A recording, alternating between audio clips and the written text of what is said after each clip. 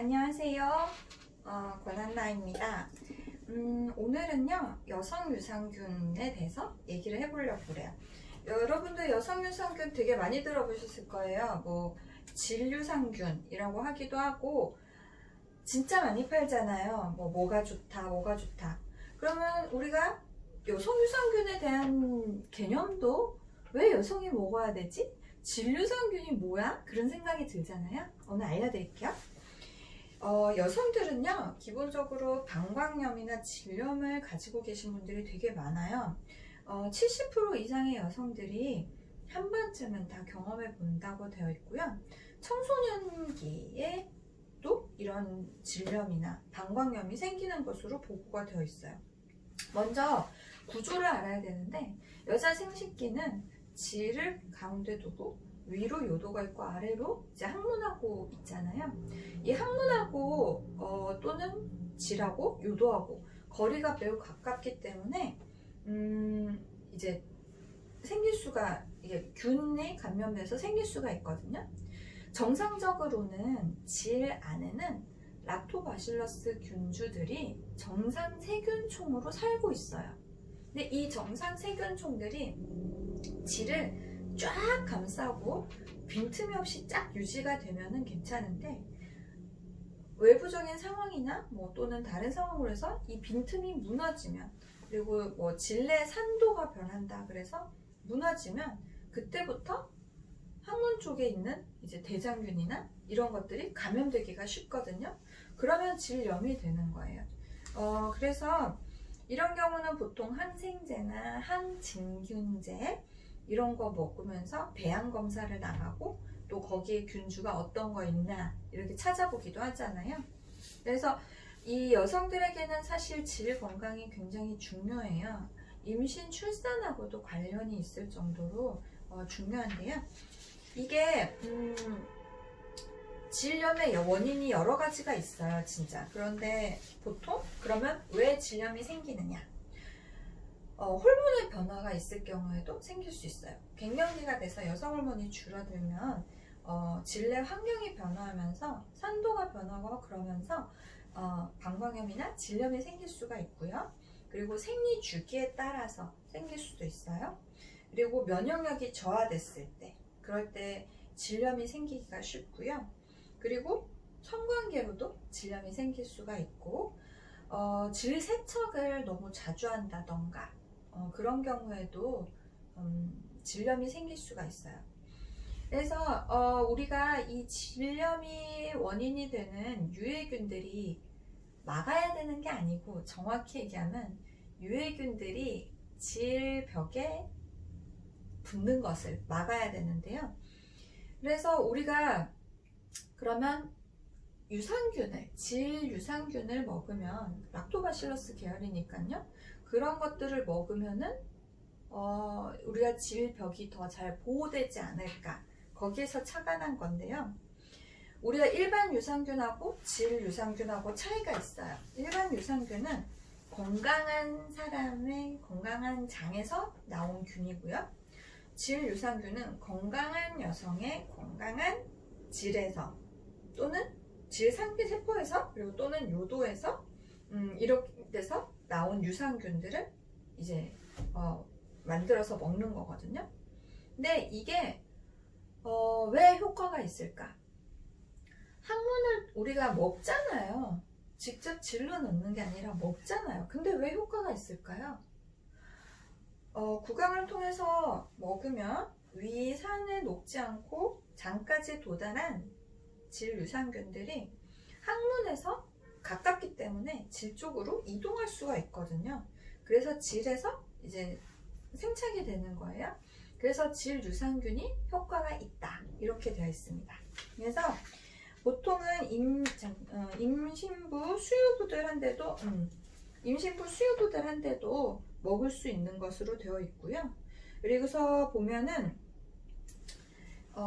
이게 정말 효과가 있냐, 그래서 누젠트 스코어라 그래서 환자들이 체크하는 그런 스코어가 있거든요.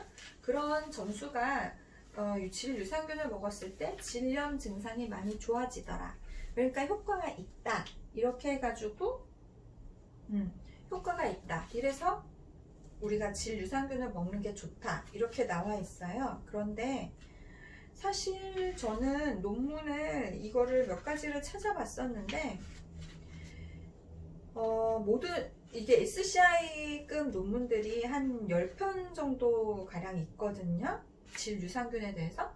근데 회사가 내놓는 논문들은 일단 질 유산균하고 같이 항생제를 먹었다. 그리고 항생제만 썼다. 이런 식으로 비교를 해서 결국엔 약간 신뢰도가 조금 떨어지지 않나 그렇게 생각이 되고, 하지만 질 유산균은 반복적으로 질염의 증상이 있는 여성 환자들에게는 효과가 있다 라고 되어 있습니다.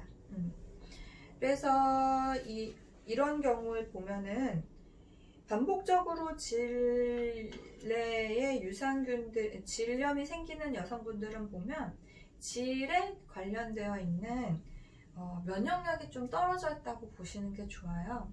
그래서 질 유산균을 복용하는 것도 중요한데 내 면역력을, 그리고 내 생활 습관, 그리고 내 기본적인 건강을 다시 만들어 주시는 게 근본적인 치료가 될 수 있거든요. 그래서 질 유산균 말고도 그러면 뭘 고쳐야 되냐, 이런 것들도 물어보실 수가 있는데, 일단 속옷이 면으로 된 속옷을 입는 게 중요해요. 면으로 된 속옷을 입어서 이제 통풍이 잘 되고, 그리고 건조하게 습하지 않게 유지하는 게 좋다 이렇게 되어 있고, 꽉 끼는 옷 또는 꽉 끼는 바지, 스키니진 이런 것들이 더 질 건강에 안 좋다 이렇게 나와 있고요. 그리고 질 세척제를 너무 자주 쓰면 안 된다고 되어 있어요. 되도록이면 물로만 씻는 게 질 내부의 세균총들을 유지하는 데 좋고요. 세정제도 결국은 세균총들, 정상 세균총들을 망가뜨리거든요. 그래서 물로만 씻는 게 좋고, 그리고 우리가 배변 후에 닦을 때도 뒤쪽으로 닦는 거는 아실 거예요. 근데 샤워기로 물로 씻을 때도 방향이 중요해요. 뒤쪽에서 항문 쪽에서 씻는 게 아니고 앞쪽에서부터 씻어서 나가야 그 대장균이 안 들어가거든요.